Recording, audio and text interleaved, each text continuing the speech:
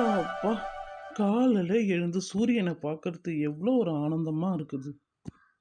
ஏ சின்ன பொண்ணு, ஹை, சுமதி அக்கா வந்துட்டாங்க. இனிமேல் நாட்டு நடப்பு, வீட்டு நடப்பு, தெரு நடப்பு எல்லாத்தையும் தெரிஞ்சுக்கலாமே. ஏண்டி உனக்கு ஒண்ணு தெரியுமா? என்னாச்சுக்கா?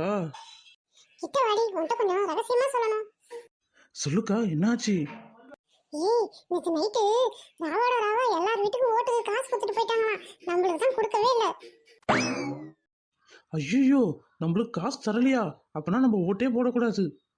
இன்னைக்கு நைட் வரையும் பார்ப்போம், எவனாவது நம்ம வீட்டுக்கு ஓட்டுக்கு காசு கொடுக்க வரானான்னு பார்ப்போம். கொடுக்கலன்னா நாளைக்கு ஓட்டு போட தேவையில்ல. ஐயோ, நான் வேற இந்த ஓட்டுக்கு காசு வாங்குறத வச்சு பெரிய கனவெல்லாம் காண வச்சனே.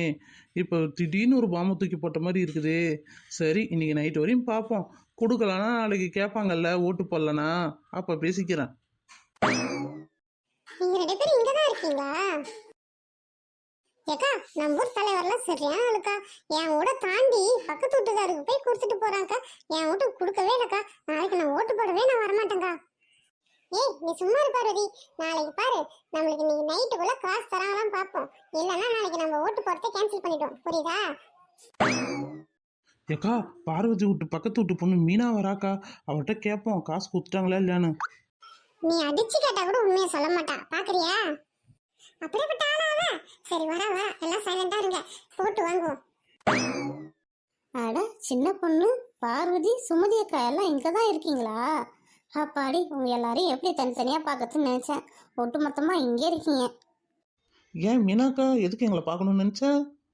நீங்கள் ரொம்ப நாளாக சோழி கடைக்கு போகணும்னு சொன்னீங்கல்ல. சரி வாங்கலாம், இன்னைக்கு போயிட்டு வருவோம்.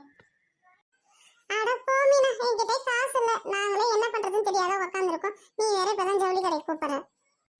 ஒருவேளை அரசியல்வாதி நம்மளுக்கு காசு கொடுத்தாங்க, உங்களுக்கு காசு தரலையோ என்ன தெரியல. சரி கேட்டு தான் பார்ப்போம்.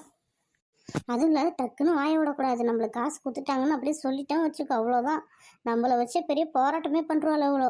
அதனால எதுவுமே வாய தரக்கூடாது. துணி கடை இன்றைக்கி போனாலும் நாளைக்கு போய்க்கலாம். இவகிட்ட வாயை கொடுத்தனா இங்கே எலெக்ஷன் கூட நடக்காது. அந்த அளவு ரொம்ப பெஜாரியான அளவு.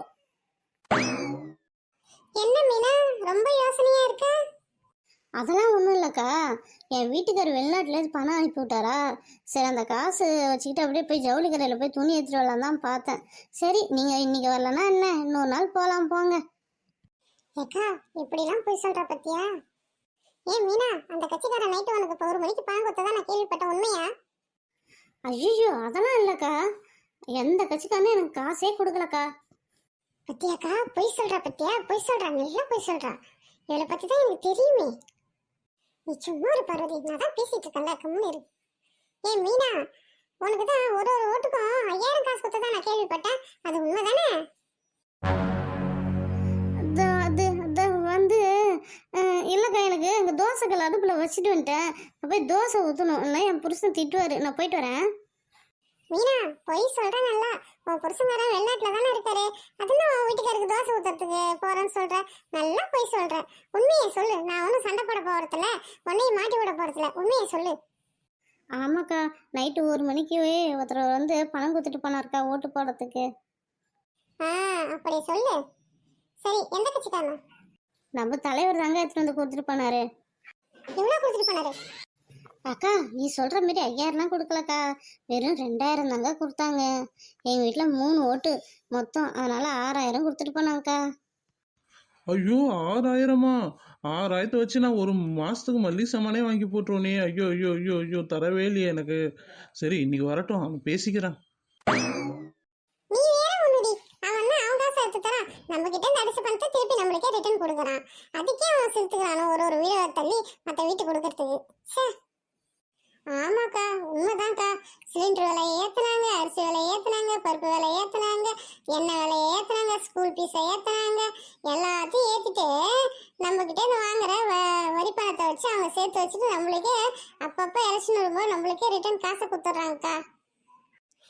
சரிடி, இன்னைக்கு பணம்